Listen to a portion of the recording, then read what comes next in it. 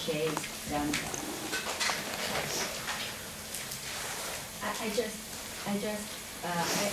happened to occur to me that line of Yeats that how can you differentiate the dancer from dancing? It's really hard for us to distinguish the content from the poem or the structure. I think it reminds me of that. Okay, that's a great example. So there's this Yeats poem that has this famous line, how can you tell the dancer from the dance? And so what would Brooks, what's the dancer? So the dance would be a performance. What's the dancer in his model?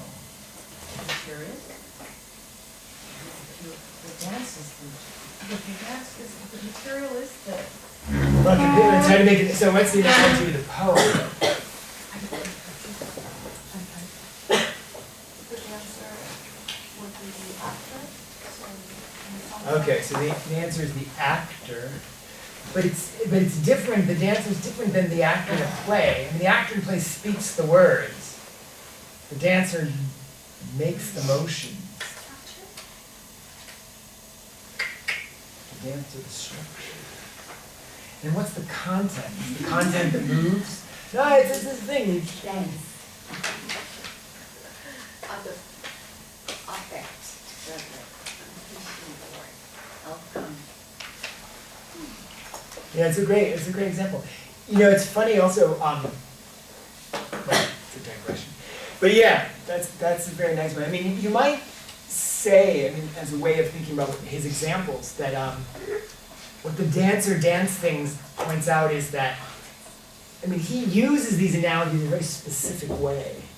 You could imagine asking different questions, even like we're starting to ask about the play now. The analogy didn't work quite as nicely.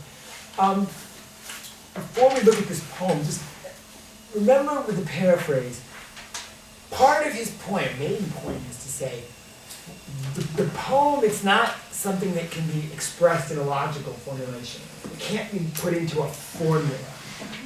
That's sort of the key. Now here, though, again, just to repeat the earlier problem, when you write about poems, you're supposed to make claims. You're supposed to have conclusions. In other words, you need formulas. Right? So part of the problem is, so you write an essay about a poem, you got to say something. You have to have propositional statements. And yet, by his definition, by his argument, that those propositions are somehow unpoetic. You want me to sign? Yes. You don't have to sign that. This very extent, but so that again, that's always the problem: is how you move from the formulas to the poem that the formulas are about. Since the poem itself cannot be expressed in formula. And again, but you're probably not allowed to write poems about poems. Like if your teacher says, write a paper about a poem and you turn in a poem, no, you might say, why not? You say, I'm being true to it, but you will see often, a lot of literary criticisms, people will start to adopt some of the features of the text they're writing about. You may have done this yourself. I mean, there's certain, you do this with theorists all the time. You can tell, like sometimes you read a paper and say, oh, you've been reading too much X. Not because you're saying what they say, but because you're mimicking the tics, the way they write and so forth. But you can even see that in sometimes people write essays about poems. They start getting very lyrical themselves. But they're responding to that anxiety, which is, the poem's not formulas, but I've got to write some formulas or I don't get credit for mine. So let's look at this poem. This is one of Williams' most famous poems, written in 1944. But we don't know that because we're new critics. We're doing a close reading. It's called A Sort of a Song. Someone like to read it? We could all chant it together on the chorus. It'd be like a Brecht play. Should we do it? Are we ready? All right, here we go. Ready? Let The snake waved under his weed, and the writing wheel whirs, slow and quick, sharp to strike, quiet to wait, sleepless. Through metaphor to reconcile the people and the stones, compose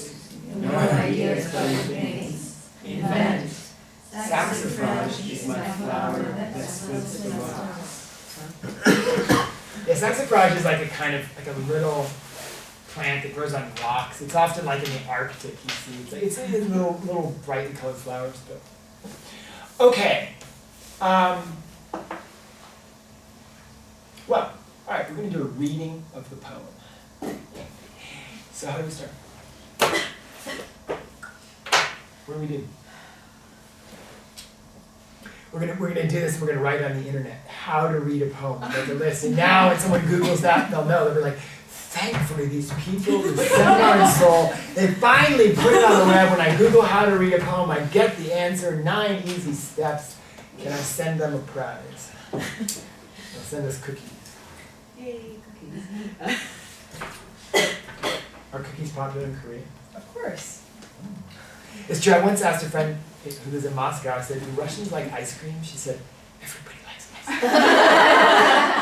She thought I was betraying my essential lack of knowledge of the human being. Maybe something to that. All right, how are we going to read the poem? What are we going to do? I mean, I know how I would start. Like, I know how I would normally start, but I don't know if it's a legitimate way to start, so maybe someone else should tell me how to start.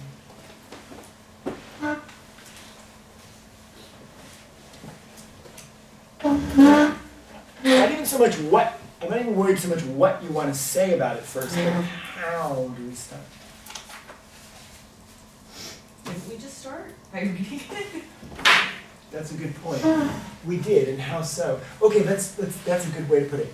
As you read it aloud, where did you have problems? Where did you suddenly realize you weren't quite sure what to stress or what to do? Is there anywhere when you were reading aloud and you were suddenly like, how do I vocalize? Emphasis. Okay, parentheses, why? I'm not sure if it's supposed to be everyone. Okay, yeah, it's almost like, compose. No idea's been, it's almost like a footnote. Like you don't, that's a very good point. Yeah, parentheses. And parentheses, you don't have to think about this, but parentheses are very ambiguous punctuation marks. You can put things in parentheses for about 30 different reasons. No, really, you think about it. I mean, they're used for so many things. That's a great point. That's a great point. Parentheses, how do you do that? Do you even read it? What else? The line endings versus periods. Okay. I mean, one of the it's interesting. I'm working a lot on that. So lineation. Things are broken into lines. And some people have argued that what distinguishes poetry from prose is the possibility of the lines and the sentences not matching up. The word for that is enjambment. Williams is famous for the way his lines break into sentences, but what's interesting about this is, I'm actually writing a book about this at the very moment.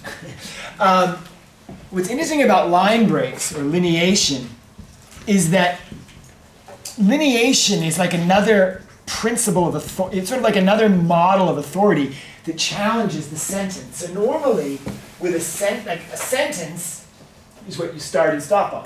Start at the beginning of the sentence, you read to the end of the sentence, it stops. It's syntax, right? In all syntax, it has authority. It organizes things. It organizes relationships. You have independent clauses. You have dependent clauses. It has all these powers. It has all this, it has all this authority. Lineation, line breaks, challenge that authority because they don't break on the sentence. They break wherever they want. And it's a huge problem in the study of poetry. How do you comment on the line? What are they? Some people don't even like the word line break. That's a traditional word. Some people, there's different synonyms, but they don't like the idea that it breaks because they don't. We're reading it doesn't break, it just goes. Now they can break very violently, but here they don't. You just read across them. But yeah, it's certainly, if we read this aloud and someone didn't see the text, they wouldn't know where the line breaks were at this point. Now some poems, of course, you would, because they have regular meter and rhythm and rhyming, so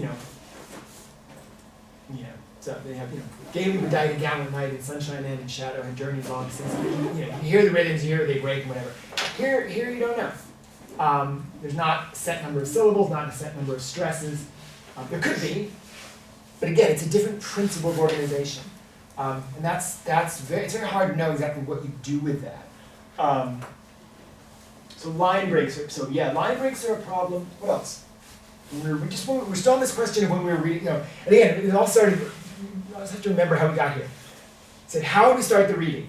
We've already started, we read it aloud. Oh, so let's see what we've committed ourselves to, or let's see what we had to do. Let's see what assumptions, again, it's what interpretive assumptions did we make just as we read it aloud. The most innocent thing. We're totally innocent. We're not free associates, we're just reading it aloud, we're doing nothing. And yet already we were doing a lot of stuff. What else? So parentheses, couldn't do the line breaks, anything else? The assumption that we would read or stress certain words at a certain point. Okay, and what's a word that we stressed, we thought? Or is there a particular one you have in mind?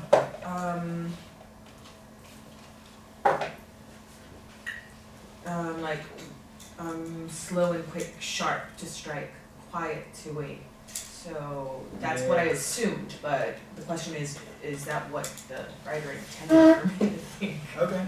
Or is that, slow and quick. And keep in mind, a new critic would never ask the question, what did the writer intend? Why not? Because he's dead. I think it was Benjamin, right, who said that, or someone who said that the writer is dead, it really doesn't matter. Yeah, I mean, obviously this is a big question. But one, I mean, in this case, the author's dead. Obviously, there are plenty of living poets we can go at. But have you ever asked, have you ever asked a poet about their poems and been really, really disappointed?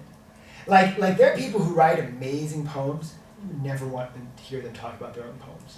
There are some people who are even terrible at reading their own poems aloud, which is a really weird thing, right? Because that's like in the United States, like if you're a contemporary poet, you want to go give readings. That's sort of the circuit. You're on the circuit. I hate going to poetry readings, partly because a lot of poets are terrible at reading their own poems aloud. I mean, you could read their poems so much better than they can. You're like, why are you going around reading your poems?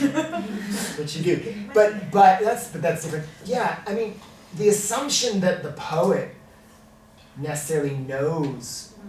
I mean, think of your own writing. You turn a paper in. Or, no, you're writing something, you go to sleep, you get up in the morning, you look at it, you're like, what? and that's not even poetry. Like, I know, what is the work of an imposter, right? I mean, there's a certain argument the moment you write something down, it's already formed. You know this experience, you write something, you look at it, it's already, and so the idea that the poet is the expert on what they meant, it's a pretty random idea, actually. And there has a long tradition of why people might think that and so forth. And some people are very resistant to that idea. But yeah, certainly the new critics would never, they call it, there's a famous essay called The Intentional Fallacy. And in this essay, this guy, W.K. Winsett, writes this in The Intentional Fallacy. And they write about the fallacy of asking what they think. Partly because, among other things, do they even know? I mean, poets can do interpretations of their own poems. They frequently do. Some people would argue that many poems are auto-interpretations and so forth. But again, that's all something that has to be read. There isn't, it goes back to this formula thing, right? If we say William Carlos Williams, what's the Red Wheelbarrow about? And Williams says, it's about blah, blah, blah. Brooks says, no, it's not. The poem can't be reduced to that. How could Williams tell us what the poem was about except by reciting the poem? Badly. All right, but Williams, so we can't ask, but let's go back to your point, because I think your point is good about this, the line, about the words. So it's, again, and the writing be of words, comma, slow and quick, sharp to strike, quiet to wait, sleepless. And the claim is, you have to make some kind of interpretive decision there about what you're going to stress, and even about the speed, and of course, you're attentive to that, because it's all about slow, sharp, quiet. It's all about speed, rapidity, striking. Those are the themes. And so you're sort of you're making, again, this is Brooks's point. You're thinking about content and form as interdependent. The content is partly about certain kinds of speed, certain kinds of action, and how do you represent that verbally? And so form and content are already kind of intermingled. Anything else you would do anything else was hard reading aloud? It wasn't hard, but I remembered there was a lot of S sounds, and that reminded me of the hissing of the snake. Yeah, okay, so yeah.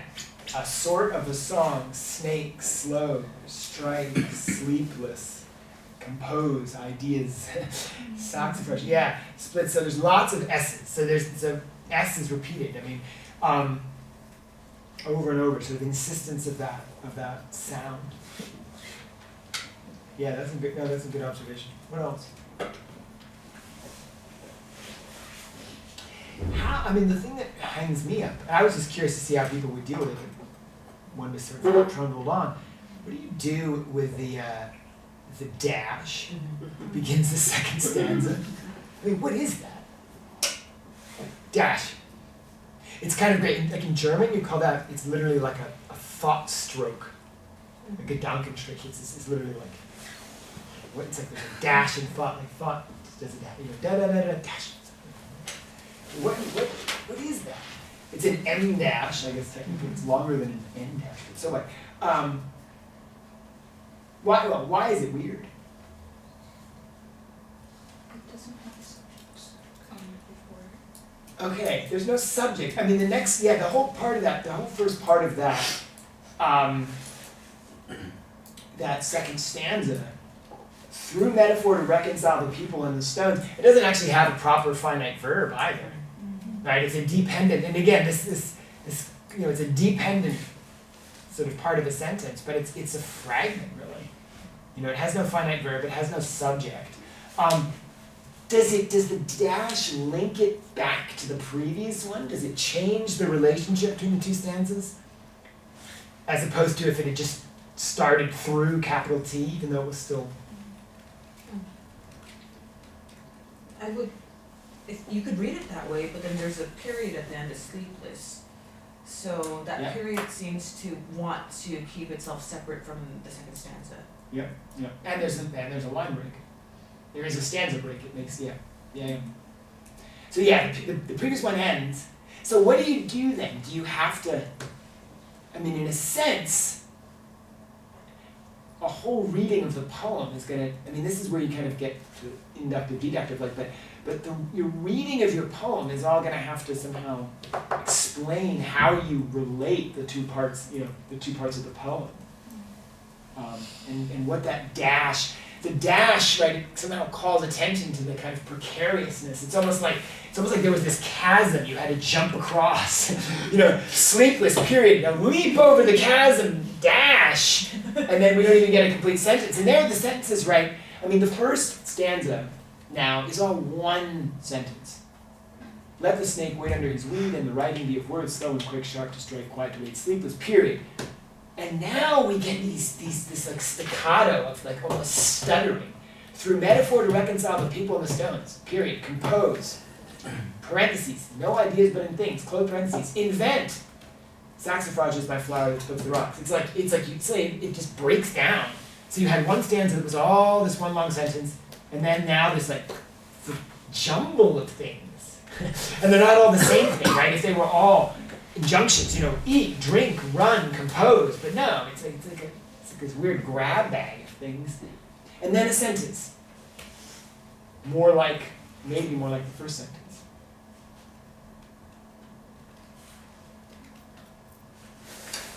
All right, so what have we done? What we've actually done, and again, we didn't have to start this way, but we did. So what we've done is tell me, what are the kinds of observations we've been making? What have we been doing? We've been talking about the poem. What have we been doing? Comment on our comments. What kind of comment have we been making? Comment on the words and how they're composed. Okay, we've talked about composition, about the words, partly about the sounds, so the auditory. Talked about syntax, grammar, sentence structure, punctuation, line breaks, relationship between all those things, the relationships therein.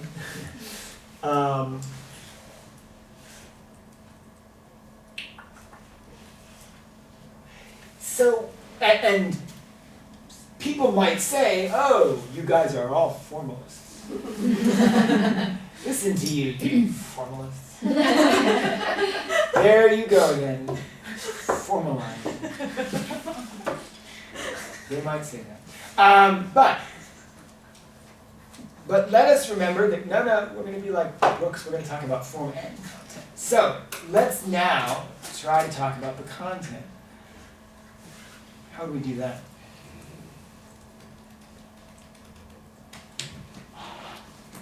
What's the poem? Just very basically. What's the poem about? We're gonna do what you can't do. We're gonna. It's heresy. We're gonna paraphrase. We're just gonna say, yeah. What's the poem about? I got this email this morning. Whenever I guess it was sent from yesterday, but I got from this colleague, and the colleague says, "What follows will be heretical." And I got really excited. Like, this is great. She's gonna make some crazy suggestion. And she then made the most like boring suggestion. I was like, I was ready for her to suggest like some burn down a building or something, and her suggestion was so I was so disappointed. This word heresy has stayed with me now. I'm like, I want real heresy. Like, I didn't get it. So yeah, let's be heretical. So what's this poem about? Okay, the poem is about writing poetry. And how do we know? We agree. It's just the writing of words, but yeah. Compose, invent, ideas. Compose, invent, the writing of words. Okay, so the poem is about writing poetry. Many poems are about writing poetry. Some more explicitly than others. This seems to be fairly explicitly about writing poetry. But some people would argue all poetry is about poetry. No, they would. But we can go into that. All right, but this poem is about poetry, and so what is it saying about poetry?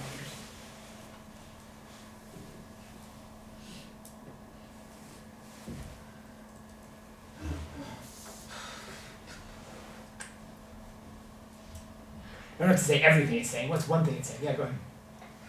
I guess it sounds like what it's trying to say is that I think it's trying to point out I don't know how I'm supposed to phrase this, but the kind of inevitable temptation to read poems as a metaphor.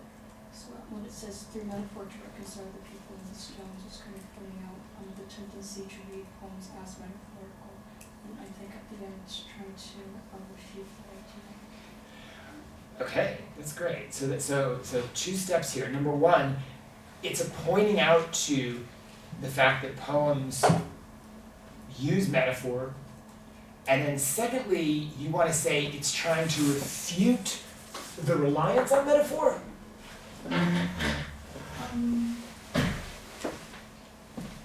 Or it's trying to say the poem doesn't have to rely on metaphor? I guess it's more the second. Okay. And that's great. And that all, I should say, I mean, that's already like a very sophisticated interpretation of the poem. Like that, I know, I mean, that we'd have to explain it, we'd have to spell it all out, but that's already like, that's pretty fancy. Like, what? It's not? No, I mean, that's already like the poem is coming and the inevitability of using metaphor and tries to counter that. It's like, all right, that's not like, that's pretty good. So we're doing good. No, but again, we have to defend it and all that and see what the implications are. But like, that's good. Okay, so the first one is, so the poem is commenting on sort of on the insistence of metaphor in poetry, and then it somehow maybe tries to counter that or do something with it, problematize it. I think that's great. So let's see. So first of all, and this will be really important for the demand. What's a metaphor? Generally, I mean, metaphor classically is often thought of as sort of the trope of tropes. It's somehow the core trope. In fact, like for example, like one of the first great rhetorical texts is like Aristotle's Poetics, and basically in the Poetics, all tropes and figures are versions of a metaphor. And metaphor is sort of his like overarching concept. But what is a metaphor? I guess the most textbook response to it would be that a metaphor consists of a tenor and a vehicle. So what a metaphor does is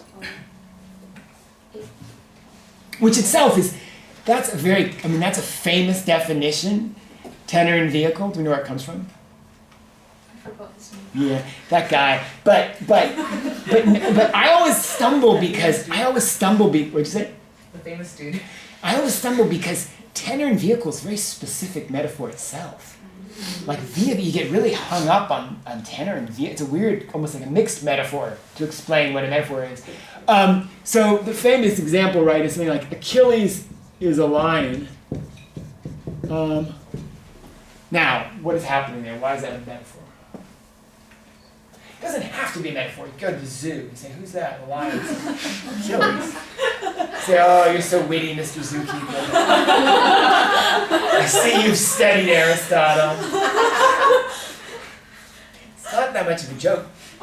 My mother was an English, she was a medievalist. She's a Chaucer expert, but she always said she wished she'd been a zookeeper. I don't know what the lions are named in Chaucer. You guys read Chaucer? You guys? Bits and pieces. I always resisted Chaucer because my mother, like, my first memories of my mother are her reciting Chaucer to me. So I'm like, I'm not reading that stuff. What is it doing? So we'll assume we're not at the zoo with Achilles. So Achilles is a lion. Well, okay. What does that mean? It's a metaphor. What does it mean? Achilles is powerful. Sure. Savage like a lion. Achilles is savage, powerful, brave, the king of the jungle, whatever. Okay. Yellow hair. What? Yellow hair. His hair isn't yellow, isn't it? Yeah, I think it is. Actually, that's right. At least it's red too. So what? Drop marker. What? How does it work? The word lion illuminates specific aspects of characters of Achilles, I think. Okay. So Achilles has various traits. He's this, and this. You know, traits 1, 2, 3, 4, 5. A lion has various traits 1, 2, 3, 4, 5, 6, whatever. Dot, dot, dot. They're not all the same, but they share one in common. Number 3, and this somehow highlights that, like the lion, Achilles shares this trait or something like that. Now, I say like. Notice that's a metaphor. Is like, you can write as an L, is like a lion, is a simile. What's the difference? Other than the word like, I mean, it is very different.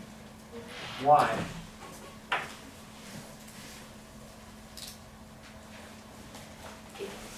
Isn't it like distance? Which one is more distant? Like it's more distance than He's like a lion is more distant than he is. It keeps them more apart. more. Does everyone agree? I'm not saying that's wrong. I almost think we'd have the opposite. You agree. Is like a lion keeps them, as opposed to is a lion just X equals Y. Notice also the metaphor, right? That the metaphor is the same structure as a logical proposition. X is X.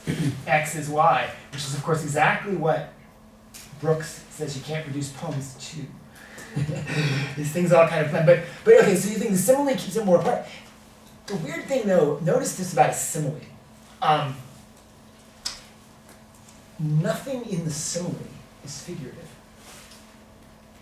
A metaphor, Achilles is a lion. The words are figurative. They don't literally mean he is a four-legged beast with a tail and a mane. Achilles is like a lion literally means he's like a lion.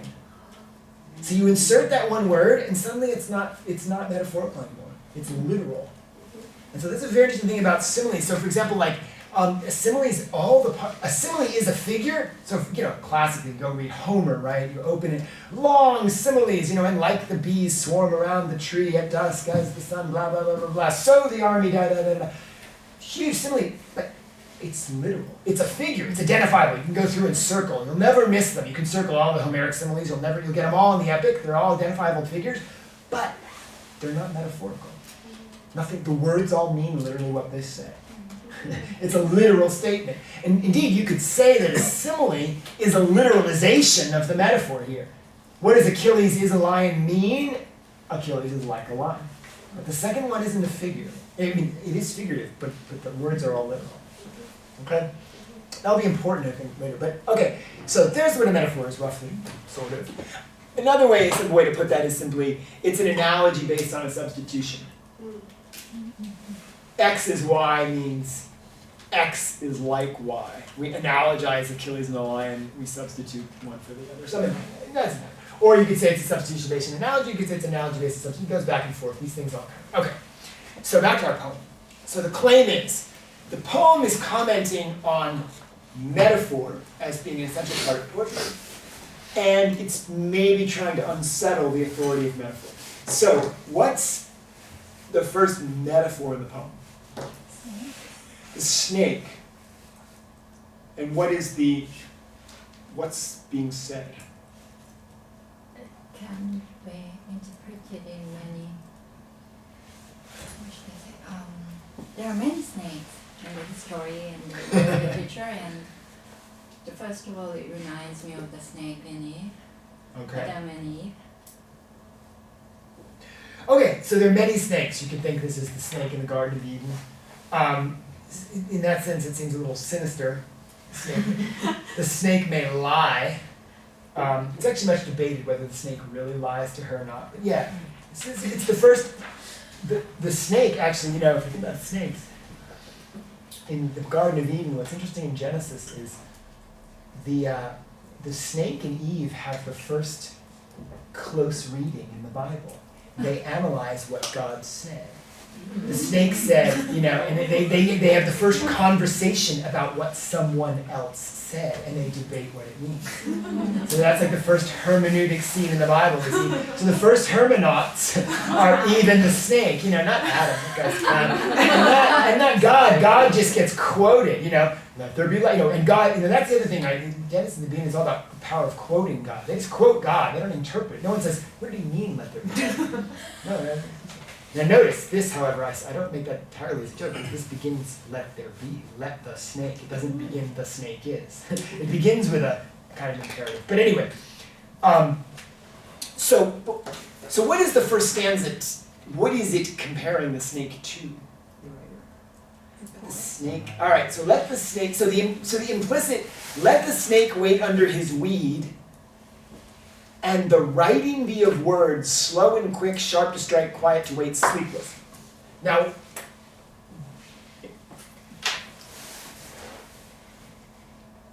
what's the difference between that and just saying the writer is a snake?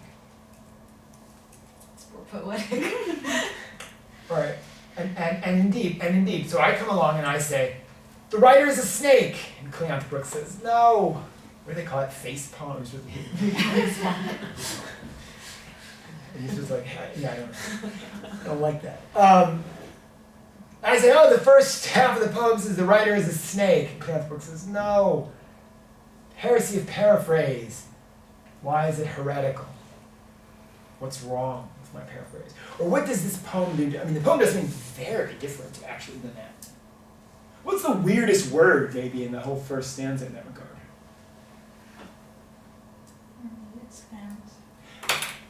I'm sorry, I read this one before. So you like, oh yeah, why and why? I'm so spontaneous. I know, it's too bad. You studied this poem. No, why? Don't be sorry. Why is that bad? I think because it's not a metaphor. The only thing that bounds the snake to the writing is this word "and," so it's only this conjunction that is syntactically bound in this whole sentence together. In what context did you read this poem? I'm sorry. Did you read this in a different class, or? Yes.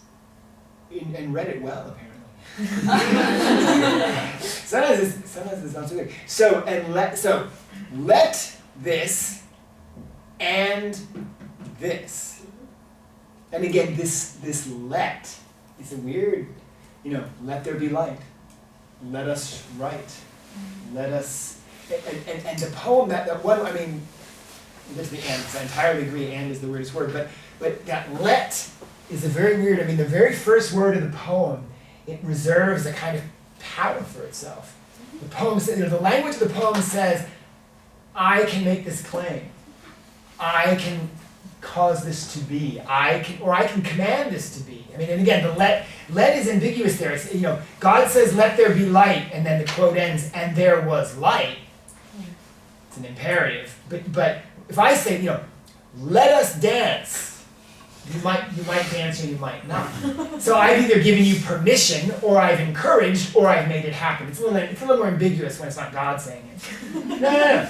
So, but the poem begins with this let, and as I say, it potentially reserves a huge amount of power for itself. It makes it be, but not necessarily. So let this and this. Now, I entirely agree that the weird word there is and, because it doesn't say, the snake is the rider. It doesn't say, it says, let this and that. And then in a sense, what we do, right, insofar as we call this metaphorical, is we turn that hinge, that and, into a metaphor. We as it were, recast the whole first stanza as though it said the rider is a snake. Or something like that. Now, why do we do that? Why does the poem urge us to do that? I mean, it seems to me like the poem almost forces you to do that, but why? After the end, all the words that come are snake-like. You can imagine snakes' motions and actions, and you can make that connection that way very easily. Okay, so yeah, it's almost pedantic, right? It's almost like the stanza. It's almost as if the stanza is spelling out. What do you mean the rider's a snake? Well, I mean the words will do blah blah. It's almost making explicit. It's like I say, it's almost pedantic. It's spelling it all out or something like that.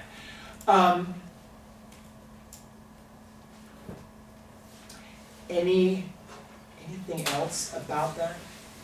Let this and that. Seemingly, writing will be like a snake. Now, what will that mean? Slow and quick. Sharp to strike, quiet to wait, sleepless. Comment on that list? I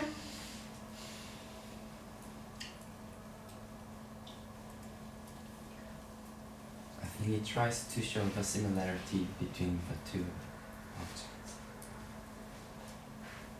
Okay. And is the list, are the elements of the list all the same? Because, and the writing be of words. So we are now, the poem could not be telling us any more loudly, pay attention to the word. Right? Even if you were you were reading this in the subway, you're doing unprofessional reading, right? Not a systematic reading of it. Even so, the poem is telling you, you've got to pay attention to the words. This is what it's saying. So we have a list. Slow and quick, comma, sharp to strike, comma, quiet to wait, comma, sleepless.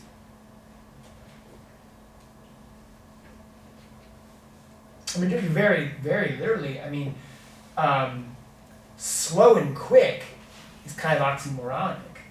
You could almost imagine it would then be followed by a series of those. Slow and quick, hot and cold, large and small, bold but timid. But it's not, it's just one of them. It's very typical of Williams. Like he throws this one sort of contradiction out, but it would be much easier to swallow if then it was followed by a series of them, but it's not.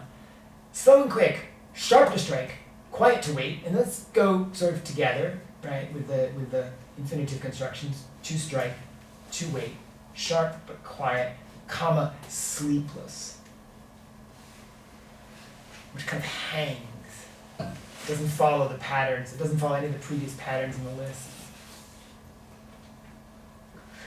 But, so, if and is sort of the hinge in the first stanza, right, and again, and is a very abyssal word. And certain authors use the word, and talking about ambiguous.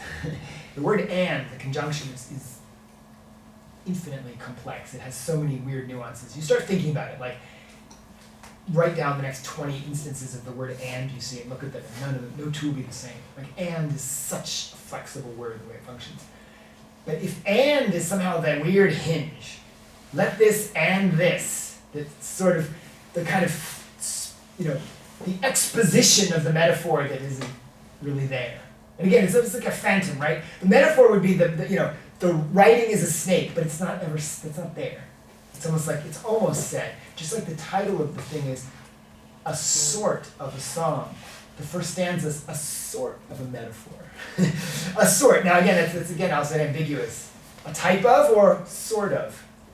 It's a sort of song. It's not quite as, So it's almost like the poem is saying, sort of a poem.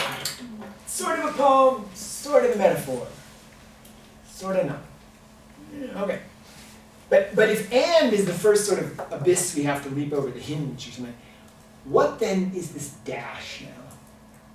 And how, well let's forget that. Let's forget the dash for a second. What is said in the second stanza? So in line with our earlier interpretation, the idea is that now the second stanza is going to somehow, we'll say this, it's going to question the authority of metaphor. Right? Which might also mean it questions the way we read the first stanza. We read the first stanza as being a kind of implicit metaphor. Another way to put that is like a conceit. Do you know that term? So, I mean, if you think like a metaphor, so Achilles is a lion, a conceit would be more like a kind of a longer metaphor. Like if I started out, if I say, I say, the university is a battle. And then I say, the professors are warring with weapons of, and I sort of extend the metaphor. You might say, oh, that's a conceit. And then if it gets really long, it becomes an allegory, right? I mean, the very sort of first famous definition of allegory, one of the famous classical definitions of allegory is continuous metaphor. So an allegory is like you took the metaphor and you wrote it out over a whole novel or something like that. So society is like an anthill or something. You read a whole novel, never mentions society, never mentions ants, but at the end you say, oh, the moral of the story was society's like an anthill. It's an allegory of okay. So the metaphor gets so written out that you don't even say it anymore. But this whole first stanza already stages that, right? It doesn't ever explicitly write the metaphor out, X is Y, but it's somehow unavoidable. The way it writes it out, you can't avoid but say, again, paraphrasing. I mean, so it's almost like the first stanza is like a kind of parody of the heresy of paraphrase. It gives you this thing, and it forces you to say, well, it's saying writing's like a snake, or the writer's like a snake, even though it doesn't really say that. It's almost taking you through Cleonth Brooks's problem. It's kind of pushing you through. Okay, so now our suspicion, as legitimated by our earlier analysis maybe of the poem, is that the second stanza is going to do something different. But what is it saying? Again, just trying to paraphrase now. What is the second stanza saying about anything?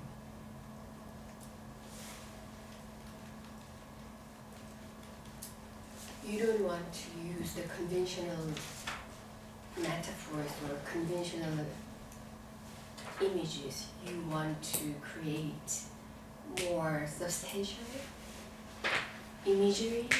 For example, the people and the stones constellations, and skyscrapers, so more material related or reality based imagery. Aha. Sure. So you're saying we want metaphors that actually have substance.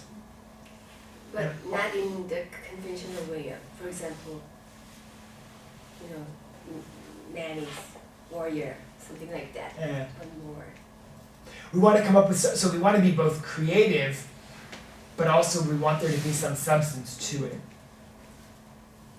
Is that what you're saying? Okay, do we like that? Do we agree? Do we disagree?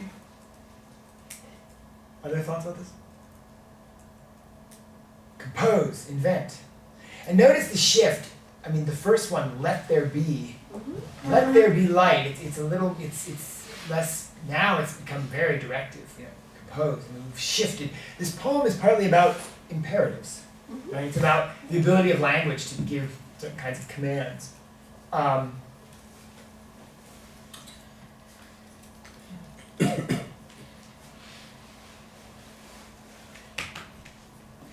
Through metaphor to reconcile the people and the stones. What does that mean? That's like the most famous line in Williams. Whenever people talk about Williams, like, oh, he's interested in it, this is always taken as it's taken as a formula. It's taken in a way, precisely the way that Brooks says you shouldn't take it. It's like taken out as if this is his philosophical dictum. But what is he saying? Well, what I read is that the metaphor or ideas are used to reconcile things that can't be reconciled, like people and stones, like a contradiction. So metaphors are used to try and to reconcile these two different things, but the writer should compose or invent, not ideas, but things. And it's not about the reconciliation because the Sax Bridge splits the rocks. Yeah, it's nice. I mean, I think you've captured the movement. It's very much about a kind of, it's like a jointing where things are connected but divided at the same time. So I like what you know, the reconciliation there, through metaphor to reconcile the people and the stones. You don't know if the emphasis is on the reconcilability or the irreconcilability. I think it's usually, I mean, in the sort of Williamsy canon, it's sort of usually read as the reconciliation. But I think you're right that it's not necessarily the case. You know, that there may be an emphasis on the irreconcilability, and then that's reinforced by this splitting. Through metaphor to reconcile the people and the stone. I think people have more life than stone is inorganic and people are organic, so that the saffron is my flower that splits the rocks. So life splits the inorganic rocks. Mm-hmm. Okay, so there would even be a hierarchy of things. You'd have stones and flowers and people. Now again, you see you have like a whole sort of philosophy of life. You have this whole yeah, what was it more? No. This is where the parenthesis starts to get annoying. No ideas but in things. I mean, there it's not saying reconcile, again, that's not saying reconcile ideas and things. It's saying there are no ideas but in things. Things, the word thing there hangs very, you know, thing could mean, well, I'm not sure what it means. But it's split after ideas, so that was the hardest part for me to interpret. So it's no ideas, but in things. Or is it no ideas but in things? Yep. Compose, no ideas but in things. Invent. And yeah, it's coming between those two imperatives. Compose, no ideas but in things. Invent. Compose no ideas, but in things invent. See? No. That's right. That's right.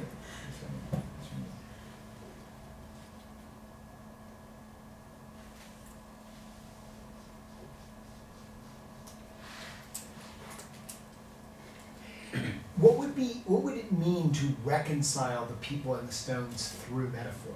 How does metaphor reconcile?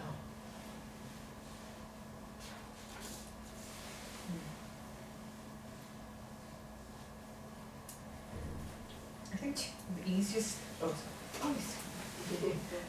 I mean, Achilles is a lion. The metaphor helps us to understand what Achilles is, or some traits of what Achilles is. So the metaphor to use a metaphor to reconcile the people and the stones, I guess the metaphor can help understand concepts or ideas. So if people can understand stones, we use a metaphor to explain what stones are, and or the other way around.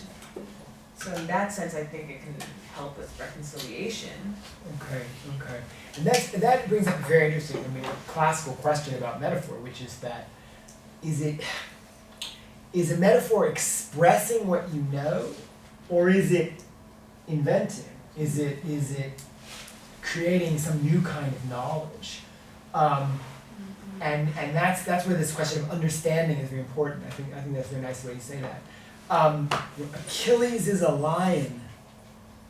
Is that, I'm just saying the information we already had, Achilles is a brave person? Or he's something actually new and composed, invented? You know, how, I mean, because certainly, there are many famous authors who'd say, oh yes, the amazing metaphor of this or that, and giving them credit for the creativity of the metaphor. And the question then is, what are they getting credit for? Is it just ornamental, or is there actually, on the level of understanding, something new being added?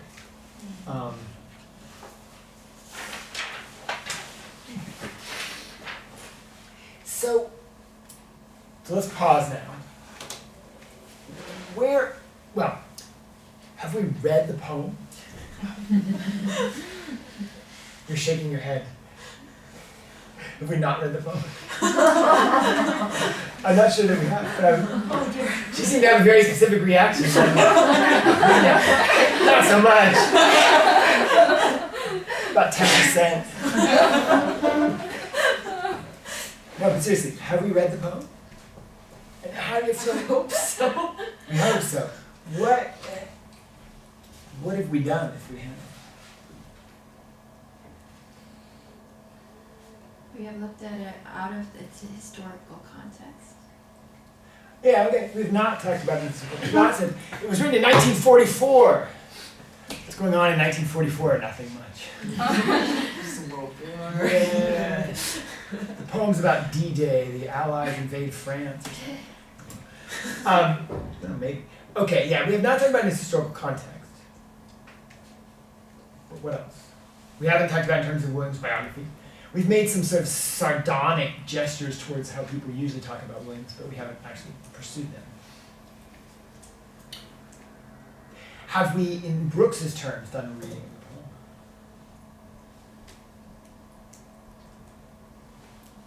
You're nodding, yes. Why? What are we? I think we were able to notice the tensions within the poem and somehow resolve it in a kind of theme or some Okay, principle okay. unity. Good. Those are great words to use for this. So we've identified some of the tensions. And remember, he doesn't want to resolve them, and he wants to, it's almost like you hold them all. It's like you were listening to a musical piece again, they're all held. You don't make them go. You don't get rid of the tension, then everything would kind of fall apart. So it's almost like a sculpture or a mobile or something, but we identify the stresses, we identify the things that are held together, not held together. But, well, any problems with that?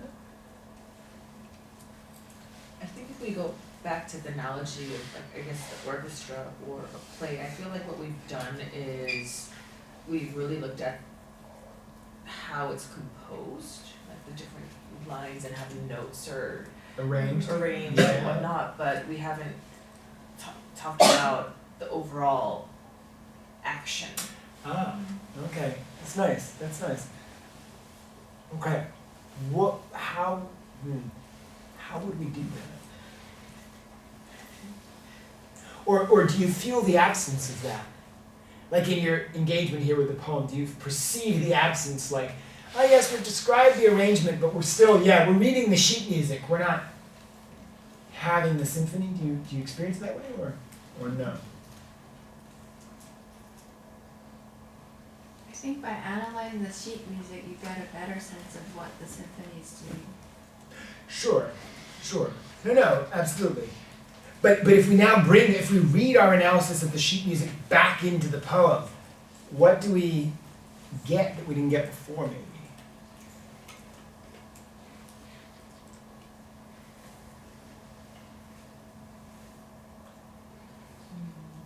There will be so many interpretations. Each reader may have different interpretations, but this type of analysis or element might limit the possibility of different interpretations or multiple. Yeah, so we may capture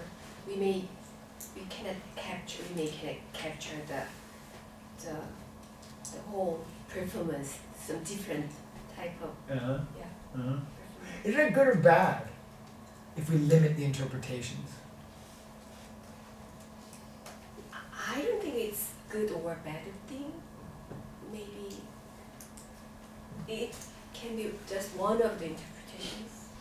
Okay. This is actually a big question in literary studies. Whatever. Take the science example. The scientist says, I'm not studying literature, you just make up and say whatever you want. There's no right answer. Look, no formula, no answer. How do I know if you're right? You just say that. I don't experience that. I experience it a different way. It's interesting, and sometimes, like for example, I have like sometimes people when their reaction to literature, it's very personal. They find it relatable or not, and they take their own judgments very seriously. Now, you can read that the other way. Like imagine you're in physics class and you're learning like Newton's laws of motion. And you're like, Newton's laws of motion, yeah, the first one's pretty relatable, but the second one, nah, forget it. And the teacher would be like, what? Like, I'm not learning the second law, but I don't find it relatable. You're like in economics. You're like, oh yeah, marginal utility analysis, that's relatable, but this whole thing about trade, no, not so relatable. What? And so the question is, why do people think that somehow with literature, your opinions matter? It's a very weird, no, I'm serious. Like, it's always a weird thing when you say, my opinions matter. Really? Are you sure? Why? I mean, why do they matter here? They don't matter in biology class. They don't, you would never presume that how you felt about the ionic equilibrium was relevant for chemistry. It would never occur to you. You might feel bad about your grade or not, or feel good or whatever, but it would never occur to you that mattered. But somehow people think like they read this poem, my opinion matters. Like, really? I mean, so that's just something to think about culturally. But not just culturally, I mean also in terms of what we're doing. I mean, we are ostensibly, when we're commenting on a poem to date, like we are, at least right now, we're making observations about features of it, and then we're trying to draw conclusions. I think one of the reasons it's difficult with this poem is that this poem is so overtly, I mean, as you said, it's a poem about poetry. That fact is so overt that it almost kind of trumps anything you're going to say. It almost puts you as the reader into a position, you're like a puppet. No, literally, you're being played along. You're not telling the poem. The poem's reaction to everything you say is, tell me something I didn't already just say. It's almost like the poem is pre-analyzing itself in a funny way. And that's really the point about the reconciliation. I mean, the very last sentence, right? Suppose we just read the last sentence. Saxifrage is my, I've never actually heard anyone say that word aloud. I'm saying it frage, I don't know why. I don't know how in English how you say it. Sax, you can look it up. Saxifrage. I've never heard anyone say that word. I don't like saxifrage, so I'm saying saxifrage, but that could be just my fantasy. The thing in English, you can always just say like, well, that's how people say it in Australia. Oh. You can always make up, that's Britishing, oh. It's like, I know people do that, they'd be like, you've never been to Australia. That's how they say it. Okay, anyway. Saxifrage is my flower that splits the rocks. Just analyze that one line. It's almost like the poem has taken us through this whole thing about metaphor and precarity and everything being held together with and juxtaposed, and then the last line it gives you is almost like an ironic joke about that. It's like, here, I'll give you another metaphor. Go play with this one. Saxifrage is my flower that splits the rocks. What on earth is that? This flower splits the rock. I mean, it's like this totally new, and then the poem ends. Like you could imagine that as the first line of an entirely new poem. And you can go and write, the flower that splits the rocks. What is he talking about? I mean, it could be anything, right? Rock of Gibraltar, I don't know. But the point is like, it ends with this new metaphor as almost to reinforce the whole point of reconcilable yet not reconcilable, right? And so at the end, it's like, when you get to that point, you're like, well, does the poem say that metaphors will reconcile the people in the stones? Or does the poem prove that metaphor will never reconcile the people in the stones? Does the poem say that metaphors reconcile, or does the poem show that metaphors split? Right? Does the poem, and another way to put that is, when I said earlier, metaphor is analogy and substitution, it's like, are you emphasizing the analogy, or are you emphasizing the substitution? Similarity or different, but I mean, it's almost like the poem ends with this, X is this, and you're like, oh, I've got to start all over. It's almost, but again, it's almost like wryly commenting on. And that's why then it says it's sort of a poem. It's a poem about poems, but it's almost a poem that's making fun of poems about poems. It's a poem that shows you this is what metaphors do, but it also shows you why maybe metaphors don't do it. It's almost like, the first line, does the snake substitute for the writer, or doesn't the snake? It's all kind of suspended in a very weird in a very weird way. And so it's hard to know, saxifrage do you decide how we pronounce it? Fridge. Saxifrage. Or Saxifrage. fridge. Or There's fridge. two, so you Not can my choose. way. We can My way is how you do it in we can Canada. say it. That's how you say it in Seoul. So In Canada. In Seoul, everybody says, okay, saxifrage. Yeah, it's probably better than a rhythm. Saxifrage, no, anyway.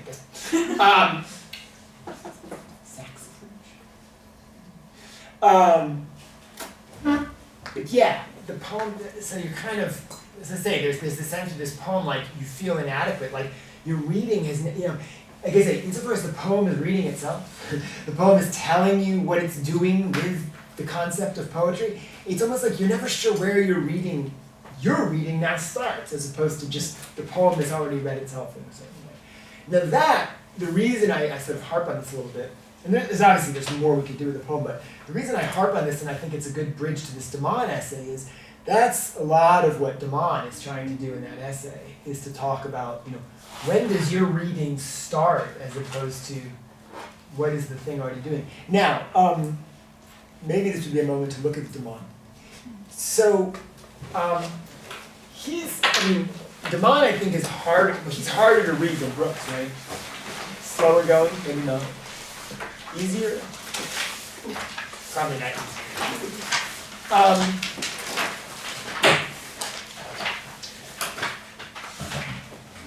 Paul Damon is an interesting character. He, in the late 1970s and early 1980s, he was probably the most famous literary critic in the world. He was, in the North America, in the United States, he was extraordinarily influential. Like, he trained this whole generation of students who would go out and be very successful. But he died then in 1983. Very quickly his stock started to fall. Some people, they die and their stock goes up. No, it's true. And some, they die and it stays the same. His stock plummeted for various reasons, which I won't go into. But suffice it to say, if you were teaching a course on romanticism and poetry in 1985, 1986, you absolutely read Damon. Today, you might never teach him. He's really almost fallen out of the canon. It's very strange. It happens very quickly. People come in, they come out of the canon. So anyway, this essay is about reading. Maybe. And obviously he's writing about Proust. He's writing about a tiny section in a 7-volume, zillion-page novel. He's writing largely about one line in that novel. So it's a very weird. Again, we want to think about this, we want to use this in the context of what we've been talking about. We're talking about close reading, its various paradoxes, talking about Brooks saying this is what you can and can't do, and then here you have Damon's intervention into this novel. Here he will read a line of the novel, maybe a little bit. First of all, reactions, how does he read? What does he want to do? If you were going to paraphrase some of it, any of it, what happens? I sort of vaguely divide it. I sort of imagine it goes, the first half sort of ends on 67, and then he sort of ends at a sort of provisional point.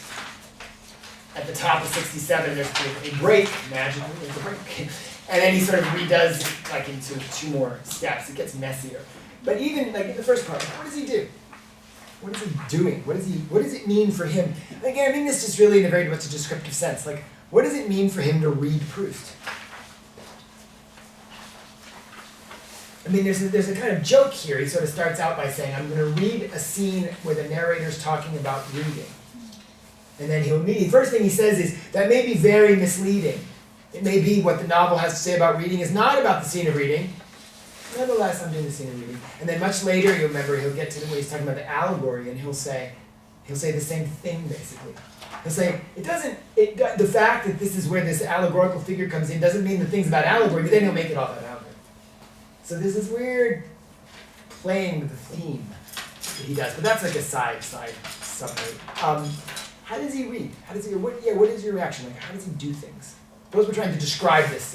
We were describing a little bit how Brooks worked, some of his tricks, some of the ways he proceeds, he's sort of approaching. What does Damon do? He's reading the text. So what does that mean to read the text for him?